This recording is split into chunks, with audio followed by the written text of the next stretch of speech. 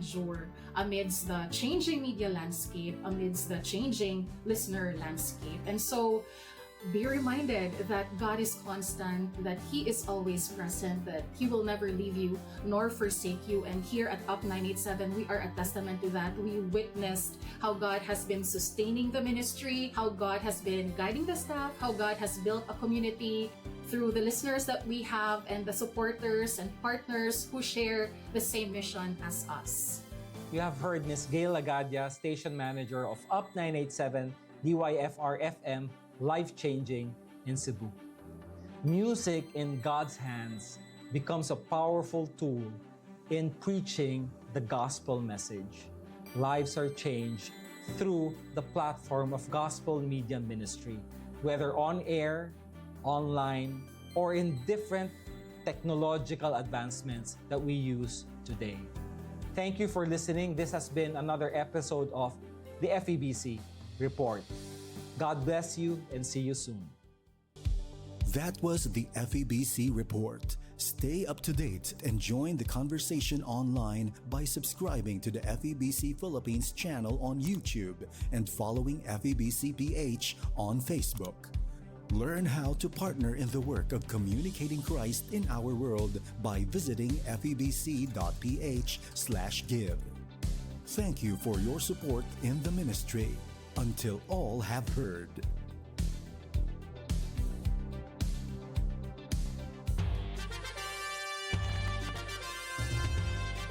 Este el DXAS FEBC, de ustedes Radio Comunidad, ta serví para conectar gobierno, privado y mga miembro del comunidad. DXAS 1116, de ustedes Radio Comunidad.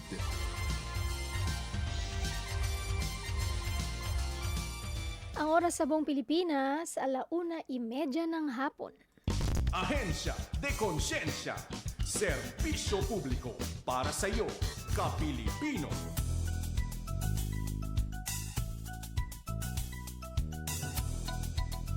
Mapagpalang araw sa lahat ng nakikinig, tumututok at sumasama sa atin dito sa ating himpilang 1116 DXAS, your community radio. Panibagong araw, panibagong pagkakataon para tayo po ay makapagbigay ng mahahalagang impormasyon mula sa iba't ibang ahensya ng gobyerno. Ito po ang programang Ahensya de Konsensya at ako po ang inyong makakasama, Dang Estrada. Ito po ang programang nagsisilbing tulay ng komunidad at ng ating gobyerno. Ngayong hapon, sali po kayo sa ating usapan kung kayo po ay may mga tanong, may mga suggestion, may mga gustong liwanagin, especially sa guest natin na government agency ngayong hapon. Pwede po kayong mag-text sa 0916-296-6625 o sa ating FB page. Tayo po ay live na live. Hanapin nyo lang 1116 or 1116 DXAS, your community radio. Makikita nyo po kami dyan. So, lalambing na rin kami. Paki-like at paki-share po paki-like ang ating page at paki-share yung ating episode ngayong hapon. Excited po tayo kasi nakikiisa tayo sa pagdiriwang ng isang government agency natin, ang Department of Information and Communications Technology o DICT, para sa kanilang 10 years o isang dekada ng digital. Ang tema nga nila ay isang dekadang digital, konektado sa puso at serbisyo. Pinapalala sa atin ng DICT na yung layunin ng teknolohiya ay hindi lamang para mapadali ang komunikasyon, kundi siguraduhin na walang Pilipinong maiiwan, especially dito sa region natin. Kaya naman, i-welcome na natin ang Regional Director ng DICT 9, Ma'am Cheryl Ortega. Good afternoon, RD. Good afternoon. Isang maka-digital na hapon sa atin lahat. Wow. Okay yun ano yun? Maka-digital. Maka-digital Na na tayo. hapon sa ating Right. lahat. Welcome po sa ating station at natutuwa po kami na nabisita nyo kami dito ngayong hapon. Alam kong busy din dahil nga anniversary, no? Happy anniversary po. Yeah, thank you. And alongside with that, we're also celebrating June as the National ICT Month. Wow. So we actually have lined up a lot of activities for the whole month of June. Yes, o dahil sa dami ng lineup ng activities, nabigyan tayo ng isang oras ng ating regional director at natutuwa po kami na makasama ngayon kasi gusto nating marinig ano ba yung mga ganap. Kasi may mga future events pa po ba in the next coming days. Pero gusto muna natin mag-look back. No? Yeah. Kasi 10 years. Kamusta po yung 10 years na yan at ano yung mga significant na transformation or ano yung mga bagay na talagang na nagbigay ng impact, no? Especially sa landscape ng Zamboanga Peninsula na sa pamamagitan ng inyong opisina po na DICT. Thank you very much. No, that's a very good question. We have actually advanced digital transformation, no, in a ready, measured, and steady pace. And foremost, I'd like to say we have made significant stride, particularly dun sa one of our flagship mandated service sa connectivity, no? Kasi through the years, isang dekada nga yan, one significant technological leap na nagawa sa through the ICT is the enactment of the Free Wi-Fi in Public Places Act. No? Yung Republic Act 10929. Kasi if may konting flashback tayo, at the infancy stage of internet, we started with 2 kbps noon nung wala pa. Masaya na tayo doon. Parang no? oo nga, no? Kasi Pero ngayon, hindi- nagagalit na tayo sa... Nga tayo, pag yung pa yun, galit na, di ba? Kahit sa 1 Mbps, magagalit na yung mga tao. correct, Pero correct. way back, from there, from 2 kbps, ngayon, we're already enjoying, no? Kahit sa mga phone natin to as high as 200 Mbps. Yeah. So that's already a significant improvement in terms of the connectivity services that has been made possible because of this act. And one good thing, kung noon, binibili pa natin yun, binabayad natin. But because the access, free Wi-Fi in public places. So, nakikinabang na tayo, nag-e-enjoy tayo, at libre pa yan. And because of this connectivity, opportunities are provided to all who wanted to make use of this privilege, no? Where connectivity extends beyond the technology by opportunity na i-connect natin ang ating mga guro, ang ating mga estudyante sa mga learning opportunities sa kanilang eskwelahan. Ang mga micro, small, and medium enterprise or business establishment sa mga e-market, no? Yung mga e-commerce. In general, the community sa access nila sa mga different government online services or digital systems. So because of connectivity as a fundamental requirement called for by that act.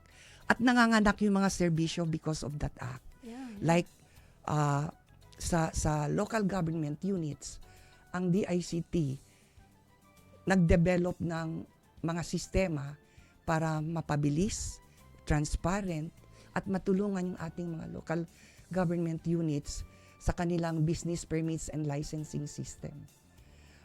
Kung noon rin, flashback ulit tayo, siguro nagpipila pa ang isang business owner kung mag-renew siya ng kanyang business permit. Magpipila siya doon, tapos wala pang kasiguraduhan na within the day, makukuha niya yung niya. business permit niya. Sakto. No? Baka 1 day to 7 days pa, so pabalik-balik, gagastos ka pa ng pamasahe, ng pagkain mo habang naghihintay. Buti kung dito ka lang sa city. Right, Kung no? galing ka pa sa Oo, island. ganun pa. Mm. Kung malayo ka pa. So ngayon, because of the digitized business permits or a local government unit system that the ICT has provided to the LGUs, so online, pwede na siyang online. So you don't even have to go and apply. from application to payment kasi may e-payment gateway na. So, that's a tremendous and significant improvement. Sobrang convenient. Yeah. Tapos, na-shorten pa yung processing time. Siguro from Full 7 day? days, o ilagay natin, 7 days. lagay na Turnaround lang time. natin, optimistic pa tayo, 5 days. Ngayon, it can even be done from 15 to 30 minutes already. Oh, So, although minsan, depende rin yan sa local government units. Yung mas advanced, they can do that. Yung iba naman, 30 minutes or an hour. Pero at least within the day, nakukuha pa rin. Hindi ka na nagpipila, napabilis pa, nasa bahay ka lang. nasa bahay, pwede rin sa bahay lang kasi pati payment, pwede na, no? And that is on the side of the taxpayer. Sa side naman ng local government unit, dahil mabilis, transparent na yung serbisyo, nahihikayat na nila yung mga business establishment that they can pay, they can process anywhere, anytime, at their own convenience, nagbabayad ngayon. So, tumataas rin yung kanilang income in terms of taxes being paid. And when income increases, services improve and services are significantly given back to the constituents, no, of the community. Yon. Tapos, sa edukasyon naman, which is one of the priorities back then, even of the Act, and even now, na bigyan ng connectivity ang mga schools para ito ay magamit sa edukasyon. So, they now have access, no? They have access to relevant content. At yung mga estudyante, when they go home, they don't have to worry. Kasi one of the things that DICT has provided now, nagbibigay na kami ng libreng SIM card. May digital bayanihan SIM card kami to some geographically isolated disadvantaged areas na may signal. So, ito ay pinamamahagi sa mga estudyante at sa mga guro so that even when they go back to their home, they can continue their researches, no, or their communication, their collaboration with their teachers or their group mates kung may mga group assignments sila. So yung SIM po, merong data Yeah. loading. May 25 gigabytes per month. And that's for 1 year. Oh. So, pag wala nang problema yung mga kabataan natin nag-aaral ngayon. Yan, tingnan nyo. Kaya talagang dapat merong ahensya de konsensya eh. Kasi may mga serbisyo na hindi natin naririnig. O, sa balita ba yan or ano. So dito, nadidiscover natin yon. Babalikan ko po yan kasi syempre may nakarinig. Yes, Alam, may yes. simple lang ganun. So, Actually, it's an sino po ongoing pwedeng thing. Sino po yung pwedeng maka-avail? Public school lang po ba yan? Or dito po ba sa city natin? Sino po yung pwedeng maka-avail? Siguro by way of context, isa kasi sa gusto ng ating Pangulo, yung nga, as I have mentioned, the priority of our President is to connect. All schools are already connected. Because sabi nga nila, a connected Filipino is a stronger and empowered Filipino. Tsaka Wi-Fi is life na po Yeah, eh. Wi-Fi is life. Dati, Wi-Fi is life. Ngayon, Wi-Fi is life na. Di ba? So, ang gusto ng Pangulo, lahat ay konektado na. And DICT collaborated with DepEd. So, we wanted to know from DepEd. Siyempre sila, may programa rin na namimigay, kinoconnect nila yung school. Yeah. So, to realize na lahat ay konektado, we wanted to know alin pa yung hindi konektado. So, kung alin yung hindi konektado, yun yung tinutukan ng DICT.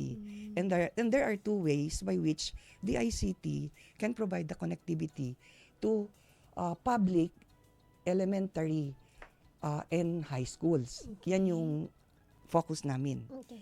So, it's either we provide satellite, no, na doon siya i-install sa school. So, ibig sabihin, the free Wi-Fi can be accessed and enjoyed within the the school. perimeter of the school. Okay? And the other way is yung pagbibigay nga ng SIM card. Ito, pwede mo magamit habang nasa school and at the same time, kung nasa labas ka na ng school. So ang magbe-benefit dito are the students, the teachers, and even the non-teaching faculty. Kasi it's a whole community of the school that should be benefited. They work alongside with each other in their own capacity. So all the students, pero per household, 2 lang po ang maximum na pwede maibigay para mas marami ang makinabang. No? Ano na nga, maganda na nga yung Tapos dalawa. yun. Kahit isa lang, pwede na. Oo, tapos 25 Pero gig. dalawa. Ako nga, yung plan ko, 15 gig nga lang at nagbabayad pa ako, no? Sila libre na, 25 gig pa, and for 1 year. Kaso RD, may problema sila. May SIM nga sila, wala silang smartphone. Yun, dapat may smartphone sila. Pero, ano naman, if the parents will have it, so pwede naman sa phone ng parents. So, hiramin na lang. Tama. And we also encourage that and we welcome that para ma-monitor rin ng parent yung paggamit ng mga bata, Correct. especially yung mga nasa elementary. Oo, baka puro gaming yung Yeah, mga oo. gagamitin. Yun, Tama, para tama. maano rin sila, no? So parang it's a family shared responsibility Yes. already on the responsible and proper use of the technology. Correct. And kung sa bahay, pwede rin nila i-share yan. Siyempre, ang access naman ng signal natin, let's say up to 100 meters, yung kapitbahay niya, kung kamag-anak niya, kung gusto rin niya i-share, i-hotspot lang niya, di ba? So the more, the better. Correct, Marami correct. nakikinabang. So, to my mind, that is one very significant digital leap that has transformed the way we do things, no? When free Wi-Fi was provided to the community, to the intended public that we intend to serve. Tapos yung nga, nanganganak yung benepisyo dyan sa edukasyon, sa employment opportunity, sa communication, and even doon sa government online services, and in fact, kahit sa teleconsult or telemedicine, nakinabang dyan because fundamental requirement for telemedicine consultation is internet. And in fact, one good story that we have, as far as si Tangkay in Tawi-Tawi, sakop nyo rin yun, di ba? Yan, abot tayo Nagkataon yung doktor nila doon nag-retire.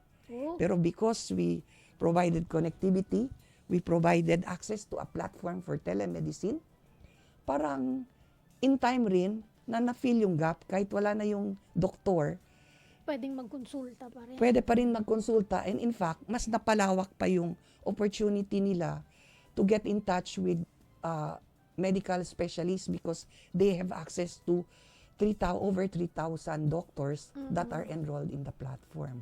So, from connectivity, yun yung pinaka-fundamental at maraming nanganak na benepisyo na nakinabang ang ating mga kababayan.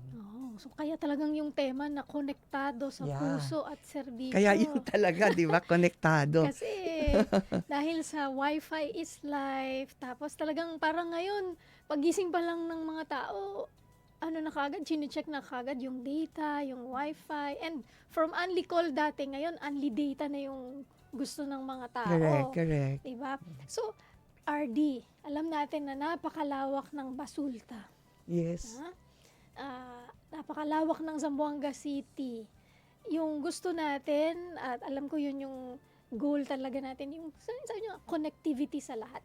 Meron pa po bang challenge? Meron pa mga lugar at area na talagang gusto nating maabot ng nitong connectivity natin? Or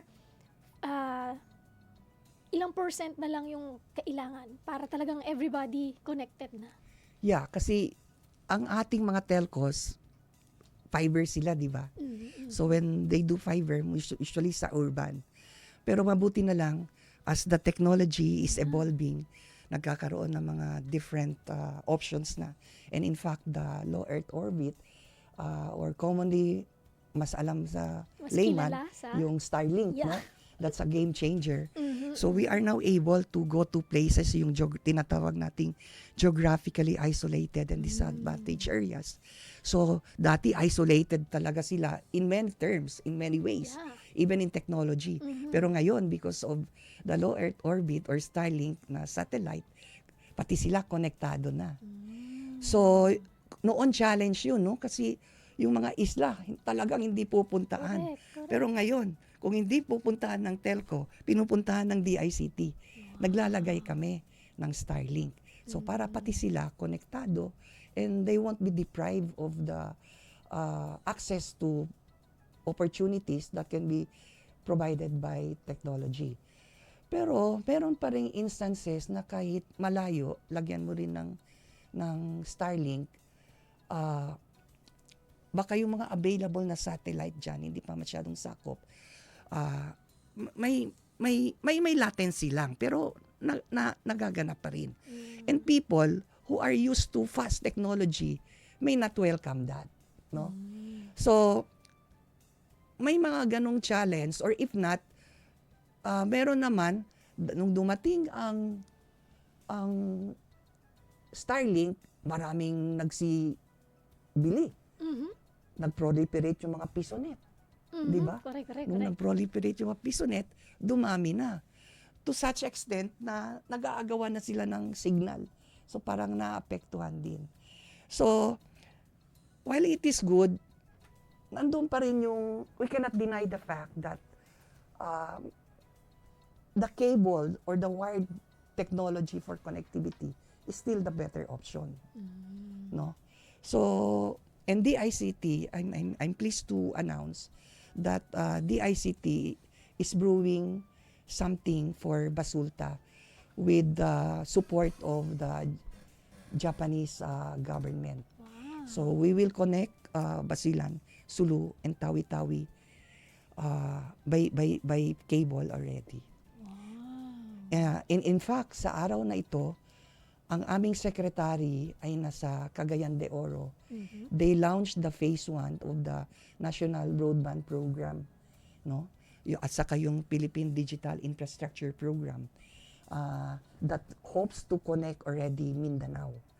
Phase 1 pa rin yun.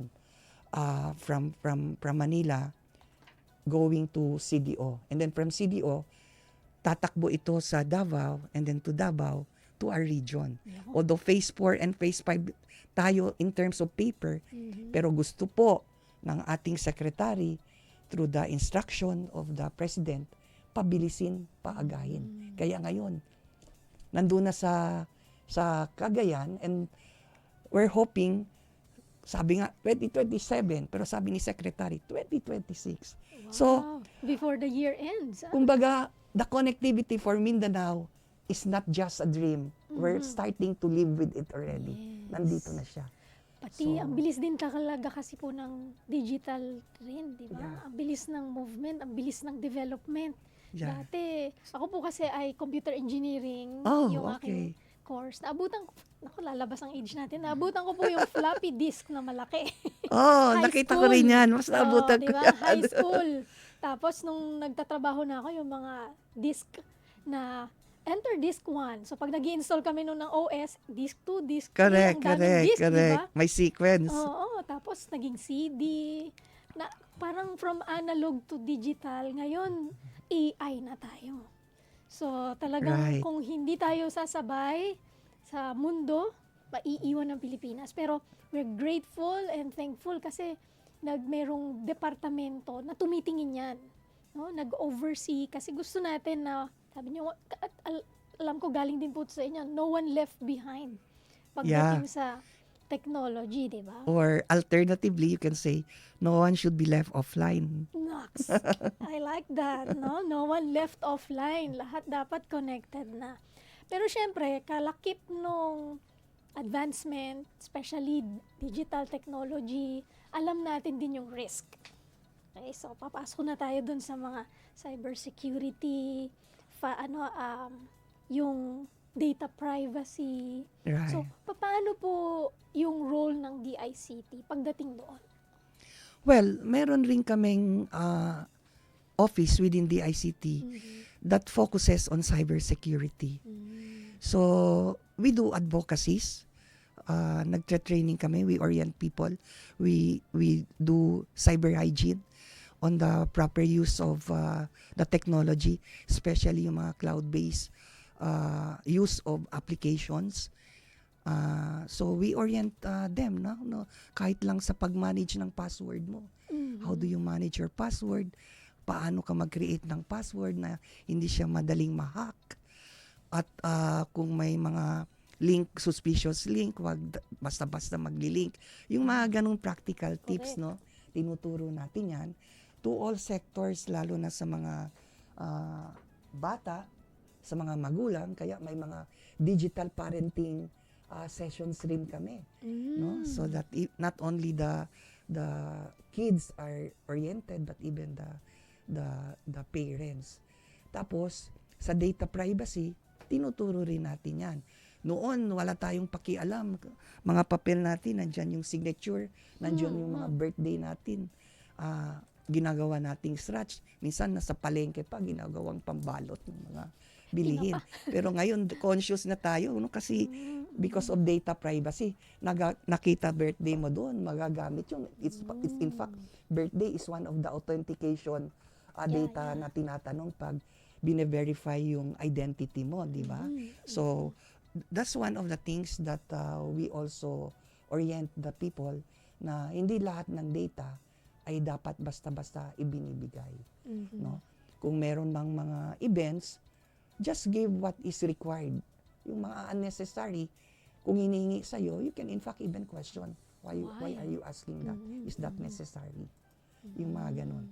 So, cybersecurity through advocacy and training, likewise for data privacy, may mga trainings rin si National Privacy Commission, an attached agency of the ICT, to certify data privacy officers who will take care of the management of data of their organizations. No? So sila yung responsible and accountable rin sa pag-manage nun, organization-wise. Tapos, kung nagkataon may mga, yung sabi mo nga, risk, hindi maiwasan, na-hack sila, personally, yung let's say, yung mga Facebook nila. So, within the ICT, meron rin kami na parang unit na nagagawa ng vulnerability assessment.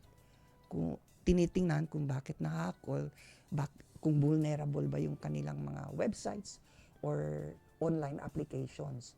So, we also assist on the assessment. Pero pag na-hack na, we also elevate this to another attached agency, CICC, kung medyo may tono na ng cybercrime. So, sila naman yung mag-i-investigate. So, within the ICT, there is a unit, and pag outside the bounds already, pag medyo cybercrime na, nandyan naman yung Center for Investigation and Coordinating Center, an attached agency of the ICT. So, may mga ninote po ako kasi baka maging guest ulit namin kayo o kaya yung taon nyo po tungkol dito sa mga cyber hygiene, password, Kasi, kahapon lang, nag-share ako sa staff kasi yung mismong parang bank, doon nag-send sa akin ng parang may points daw ako.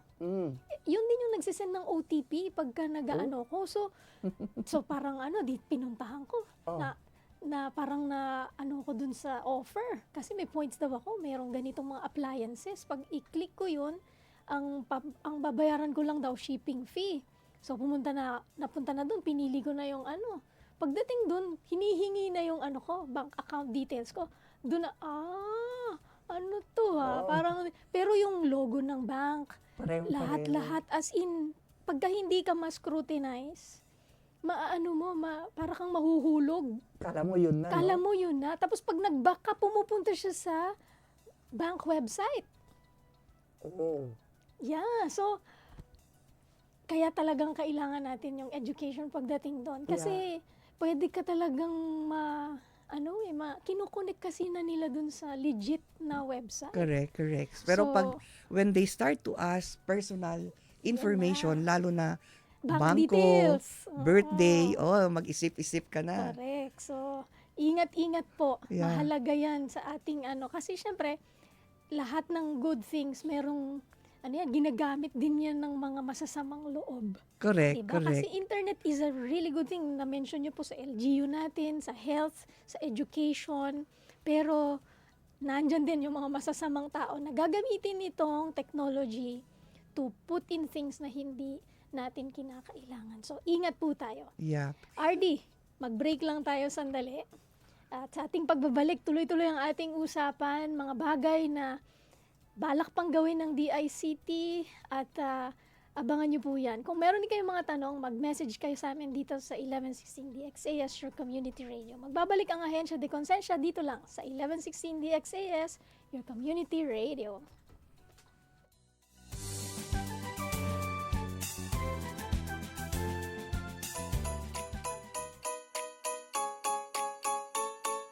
First Timothy 4:8. Physical training is good, but training for godliness is much better. Acts 16:31. Believe on the Lord Jesus Christ and you will be safe. 1 John 3:23. Love one another. John 3:16. For God so loved the world that He gave His one and only Son, that whoever believes in Him shall not perish but have eternal life. Kay gandang pakinggan ang mga batang nagme-memorize ng Bible verse. Ang kanilang mga puso at isip ay parang mga lupa na tinataniman ng salita ng Diyos.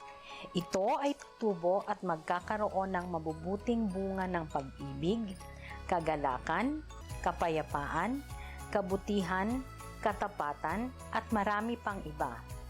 Turuan natin silang mahalin ang salita ng Diyos at sa kanilang paglaki ay hindi nila ito malilimutan. Ang paalalang ito ay hatid ng 1116 DXAS, your community radio.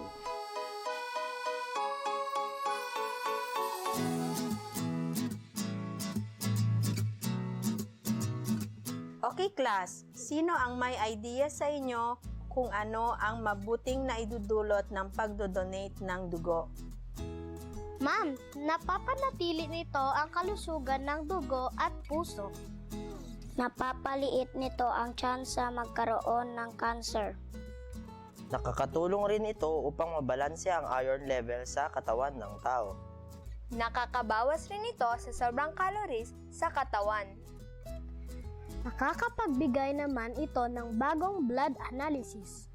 At higit sa lahat, magiging healthy ka na, makakatulong ka pa sa iba. Magaling! Kaya balang araw lahat kayo ay magdodonate ng dugo, okay? Yes, Ma'am! Isang paalala mula sa 1116 DXAS, your community radio.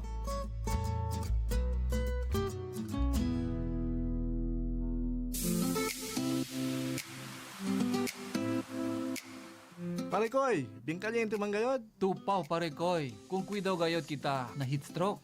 Kay sabi ba tu, el heat stroke, amon si takausa para queda alto el calor na di atong cuerpo. Quiere decir, ta perdel di atong control na di atong cuerpo para man cool down. Si, necesita evitaan na kita na kalyente sol. Si pwede, mga tiyempo, usa kita akel mga fresco ropa. Toma manada agua para hindi man dehydrate. Numamantambay na mga lugar malisod el ventilation. Kabar, numatambien sale na mediodía. Si tiene man tu caminada, hace na mas temprano hora o aquel tarde ya un poco. Kabar parekoy, tiempo el niño, descansa también anay kita, toma el mga iced tea, kape, vino, y mga soda, kay takaw sa lang kanaton para miya kimia, iakabar diaton fluid, adrento y cuerpo. Amo gayot parekoy. Kay hindi gad broma el heat stroke, debe protekta kita kon el diaton cuerpo y con el diaton entero pamilya. Na parekoy, volvi anay yung nakasa para descansa iban niya. Sige parekoy, cuidao! El aviso estaba na 1116 DXAS Radio Comunidad.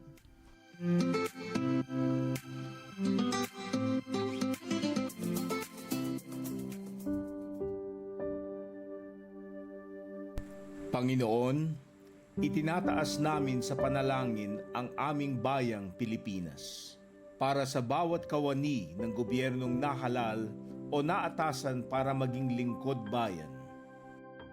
Pangalagaan nawa ng bawat lingkod bayan ang tiwalang laan sa kanila ng mamamayan. Panginoon, tulungan mo sila na maging mabuting halimbawa, maglingkod ng may malasakit, katapatan, kahusayan at walang kinikilingan, at magbigay ng pag-asa at inspirasyon sa kapwa lingkod bayan at sa bawat mamamayan. Patataginawa na hindi makibahagi sa mga katiwalian sa pamahalaan at buong tapang napigilan at isiwalat ang mga maling gawi sa matuwid at angkop na pamamaraan. Dalangin naming sila ay makatugon sa mga hamon ng makabagong panahon upang sa lahat ng araw ay makapaglingkod ng may kahusayan. Naway ipamuhay ng bawat lingkod bayan ang panatang maging makadiyos, makatao, makakalikasan at makabansa tungo sa adhikain ng matatag, maginhawa at panatag na buhay ng bawat Pilipino. Ito po ang aming dalangin sa pangalan ni Jesus. Amen.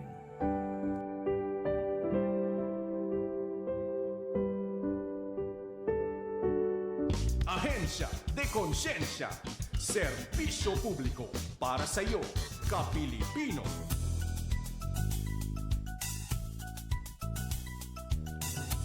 Kayo pa rin ay nakikinig dito sa Ahensya de Konsensya, dito sa 1116 DXAS, your community radio. Ako po si Dang Estrada.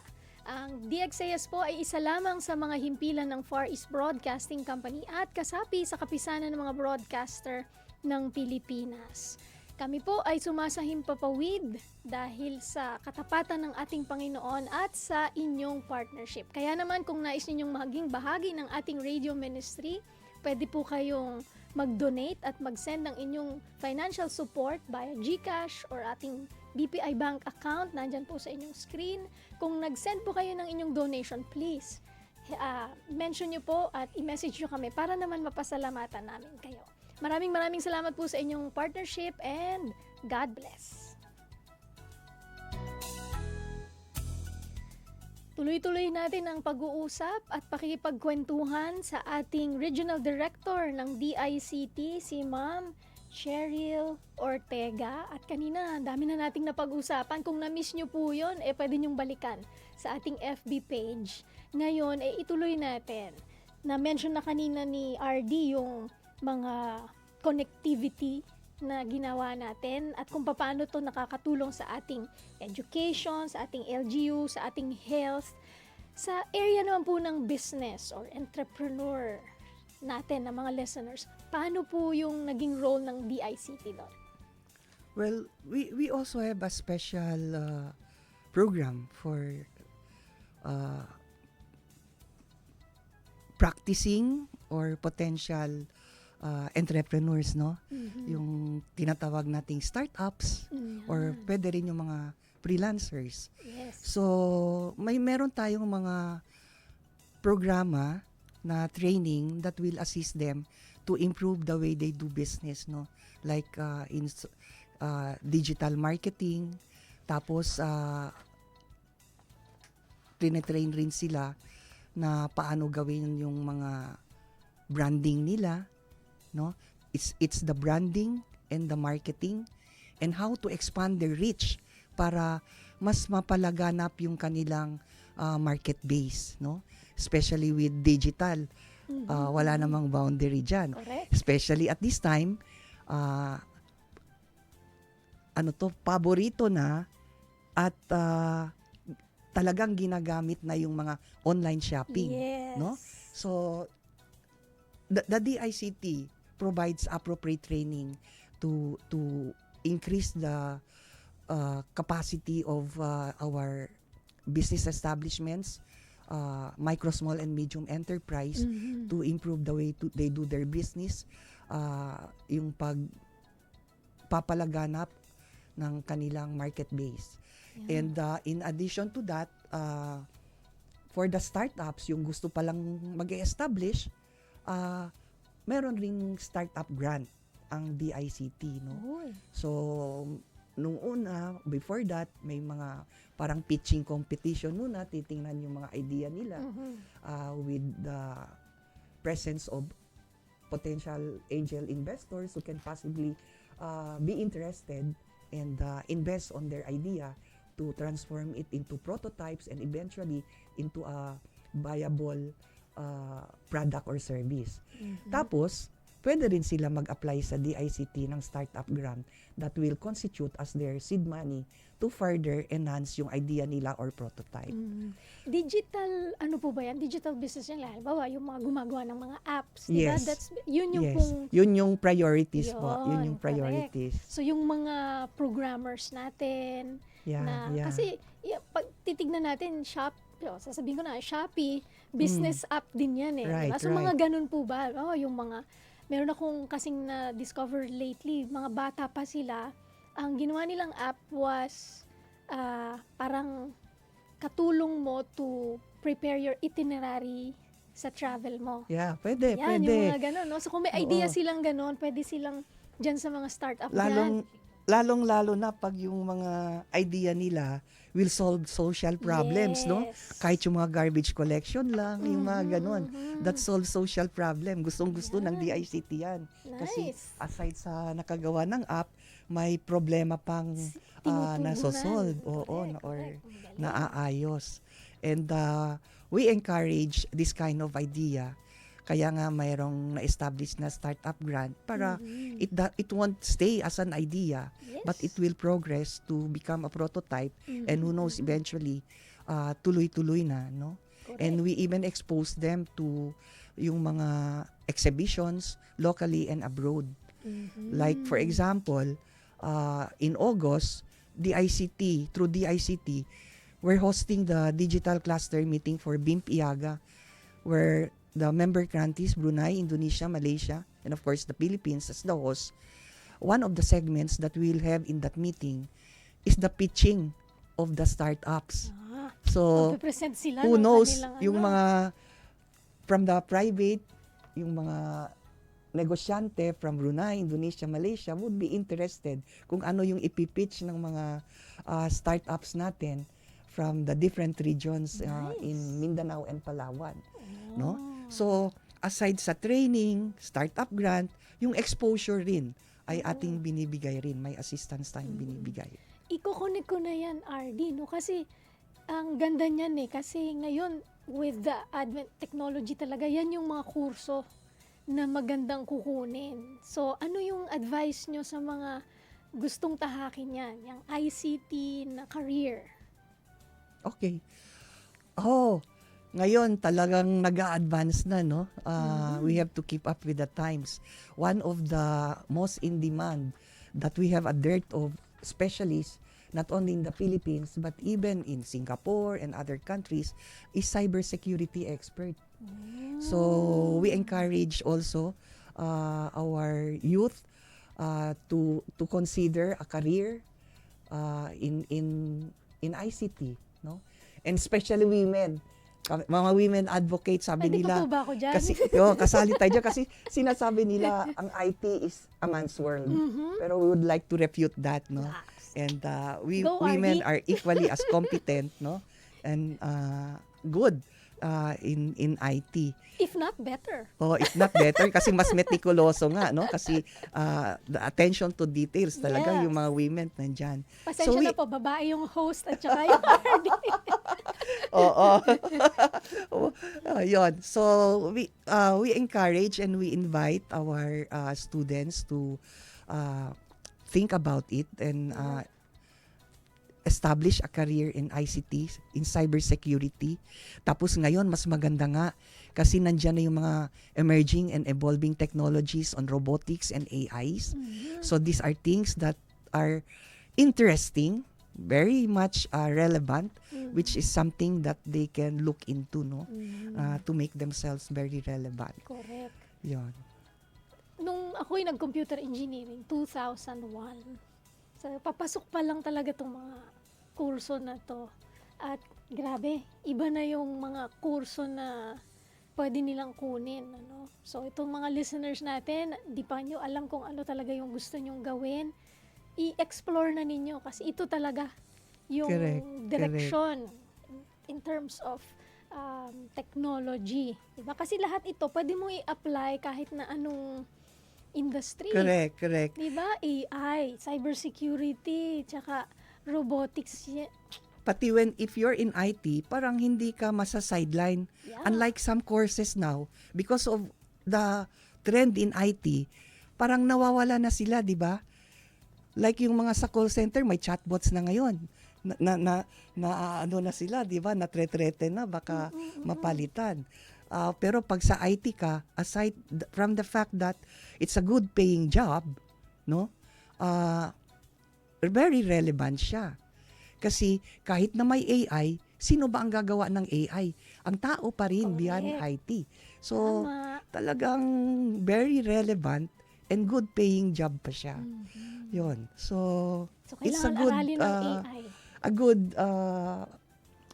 kumbaga, peace of mind that they should think about if they want to pursue a career, no, as they venture from high school to college already for a career. Correct. At saka yung mga kabataan ngayon, di ba, parang hindi ko na matandaan anong tawag sa kanila, digital savvy na sila kasi so imbes na doom scrolling lang, gamitin ninyo yung oras to study, pag-aralan yung ano ba yung mga future na pwedeng career. At kahit na estudyante pa lang, pwede nang kumita. Exactly. In fact, meron kaming Diba? training na nagtre-training pa lang sila, nagkakatrabaho na, at kumikita na. Oo, di ba? Kasi talagang the intention of the training that we have, Spark yun, is really employment after the training. Kaya, naging one of the criteria of the training para sila ay makagraduate or maging medalist, sila ay nakapag-sign ng contract sa employer or di kaya nakapag-generate ng online sales.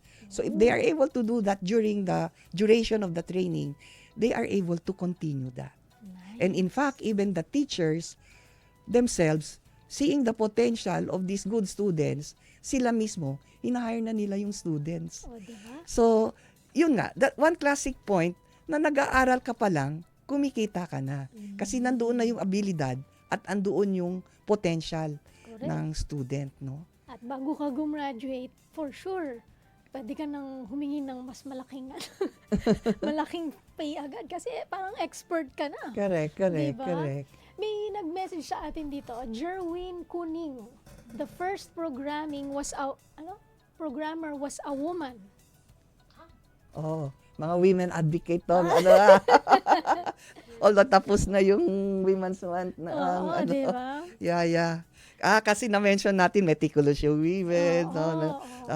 Salamat, Jerwin. Good attention to details. Ano yan? Ano si Sir Jerwin?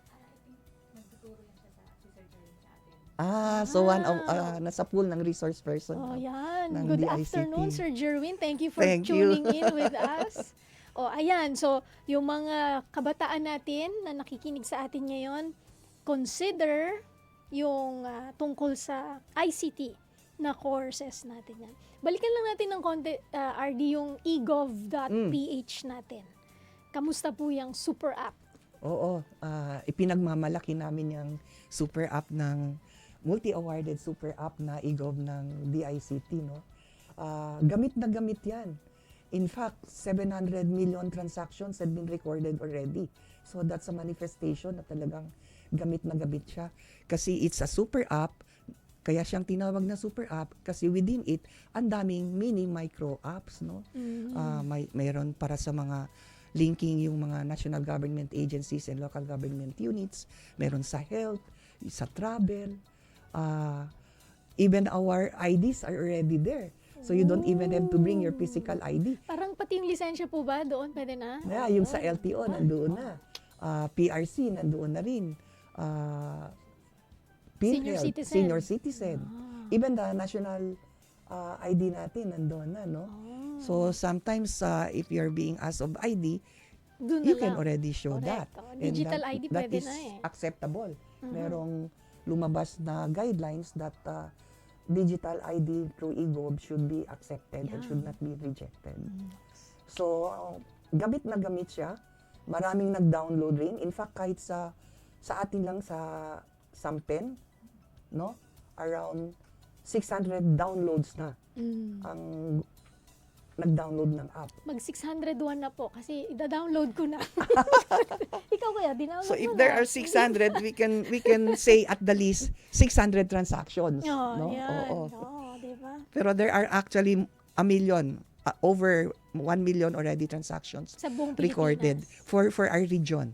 Region pa lang. Sa buong Pilipinas, 700 million transactions. Nice. And more than that, parang 80 million ba yung ano. So talagang gamit na. Ako, gamit ko rin yan sa sa e-travel, no? Kasi yan yung requirement. And that is also a game-changing or innovation that the country has done. Kasi noon, pag magtra-travel ka, bibigyan ka ng disembarkation card, susulat ka pa, pipila. Pero ngayon, prior to check-in, ilalagay mo na, tapos dire-diretso na, hassle-free. Kailangan i-download na talaga kayo. May travel tayo soon. Next. O yan, disaster naman. RD, disaster response. Especially recently lang, meron tayong earthquake. Yeah. In case of mga sakuna, paano po yung role ng DICT and are we ready? Kasi syempre connectivity nga eh. Di ba? Yeah. DICT is the chair of the ETC, no?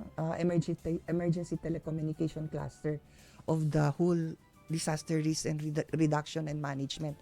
So, like DSW will take care of siguro yung mga food relief, ganon. Yeah. Si DOH sa health. So kami sa telecommunication. So in times of disaster, we ensure that emergency telecommunication is possible. Kasi talagang communication, kung Wi-Fi is life during disaster, that is also our lifeline, no? Yeah. Maraming nagtatanong, asan ang kamag-anak ko, hindi ko makontak, asan kayo siya, okay lang ba kayo dyan, no? It for the peace of mind, and it really feels good kung nako-communicate mo, alam mo anong sitwasyon, kung saan yung ground zero, so to speak, at nasasabi mo, okay lang kami dito or what. And that is one role that we do.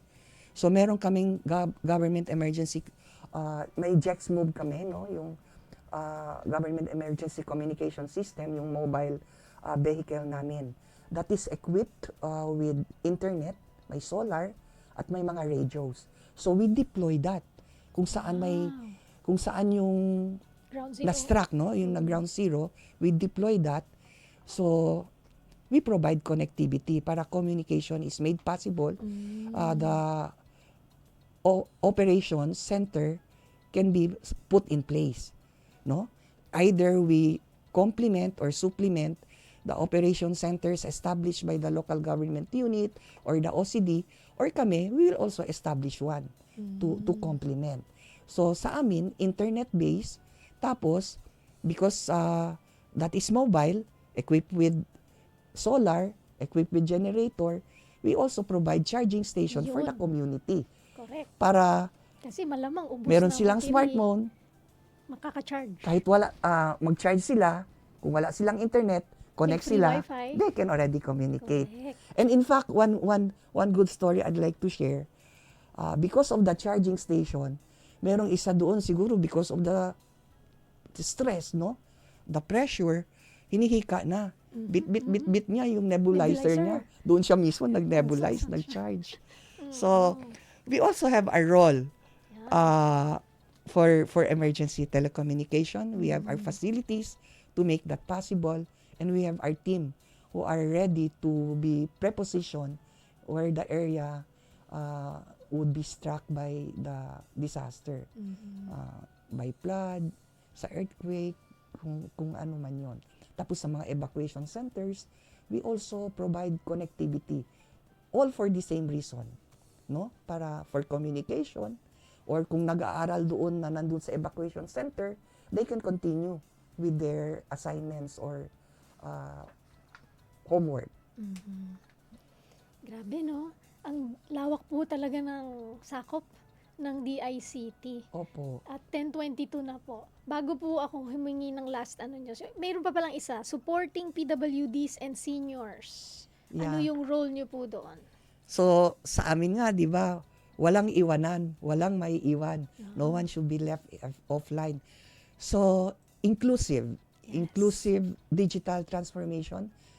Lahat po ay makikinabang, even the elderly, even the PWD.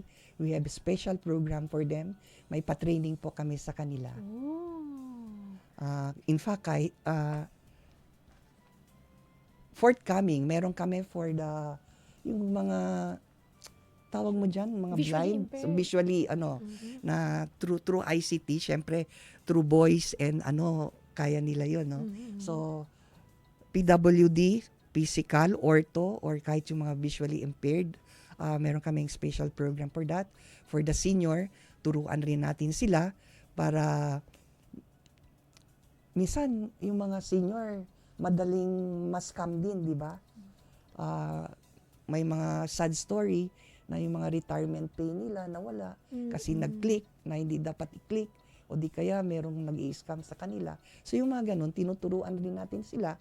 And at the same time, the proper use of technology and the entertaining use of the technology kasi retirement age na ka para yung ano ba yung right term, yung nag-e-enjoy rin sila chill, sa paggamit ng technology. Pero sa tamang paggamit rin na walang mga fraudulent transaction na sila ang nabibiktima. Correct. Ayan, nako. The road ahead for DICT kasi 10 years was a milestone and talagang salamat sa Diyos sa paggamit sa inyo sa DICT, itong mga improvements na nangyayari. Ano pa po yung tinitingnan natin in the future? Maybe next 5 to 10 years again, di ba? Well, the technology is evolving. We will continue to adapt. Ang amin lang dyan, the DICT will always remain to be the DICT of the people and for the people. Ano man ang aming gagawin, our mindset is to bring opportunities and improve the lives of the people through technology. Yan. Nako, maraming salamat po, RD, sa inyong time. And sabi nga, next month, yan, nagpapaschedule na tayo ng next nating na topic para sa mga cyber hygiene, password, yan. So, abangan nyo po, next month, makakasama muli natin ang DICT. Pero ngayon, pansamantal po tayong magpapaalam. Pero bago pala yan, RD, last message sa ating mga listeners and baka meron pa pong announcement, mga event in the coming days na po pwedeng puntahan ng ating mga listeners? So, firstly, thank you for the invitation to 1116 DXAS. Yes. And sa inyong mga tagapagpakinig or taga-subaybay, we're celebrating ICT Month. Hindi pa naman tapos ang ICT Month. We have focus thematic services or trainings per week. Halimbawa, meron kami for cybersecurity, meron kami for general training, meron kami for connectivity, yung mga ganon. So, hindi pa natatapos yung buwan, marami pa kaming ginagawa, meron kaming calendar activities. We encourage you to visit our our Facebook page, no? Just visit it. Nandoon po yun. At lahat po yun libre. May mga webinars, may mga trainings. Lahat po yun are libre. We have basic trainings, we have advanced trainings. Tapos, kahit tapos na po yung ICT month, tuloy-tuloy po yung serbisyo namin yung mga training. We're open for queries from you if you want to avail any of our trainings. At again, just visit our website, our Facebook. Nandyan pa rin yung mga training namin. Even for the teachers, mayroon kaming mga PRC CPD accredited trainings. Kasi pag magre-renew ka ng ID, you have to earn your CPT units. And for you to be able to earn your CPT units, maghahanap ka ng training. Ang ibang training dyan, mahal pag binabayad. Pero yung sa amin, libre. Pag na-attend, may CPT units na kaagad. And we have that for teachers, for engineers, and for CPAs. So, meron kaming forthcoming. So, we encourage the teachers also to visit our Facebook and enroll. Nako. Madami pala talaga tayong magiging topic at aabangan with DICT. Mga serbisyo po yan na mahalaga na matutunan natin, malaman natin na binibigay ng libre. Di ba? Libre. Yan. Libre. Free is, free. So, pasamantalahin po natin. Isipin mo yung accreditation, napakahalaga nun. At may certificate pa yan. Di ba? So, magagamit nila yung kailangan certificate. natin Government-issued certificate. Yes. Oo. Nako, maraming salamat, RD, sa inyong pong oras at pagbibigay ng napakagandang mga impormasyon para sa ating mga tagapakinig mula dito sa Zamboanga City, Basilan, Sulu, Tawi-Tawi. Maraming salamat sa ating radio technician Rolando Alfonso. Abangan niyo po ang susunod na programang Doctors Online. Magkarinigan tayong muli dito sa Ahensya de Consensya, Lunes hanggang Biyernes po, nagbibigay ng serbisyo publiko. Ako po si Dang Estrada. Ang Ahensya de Consensya ay kasama mo sa pagtataguyod ng tapat at mahusay na serbisyo publiko. Have a great day, everyone!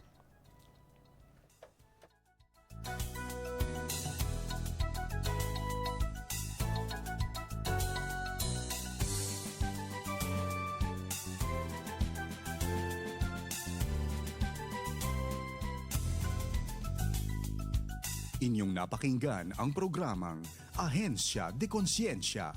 Para sa mga katanungan, mensahe o suhestyon, mag-text o tumawag sa 0916-296-6625. May pito o whistle ka ba sa iyong emergency kit? Alam mo ba kung paano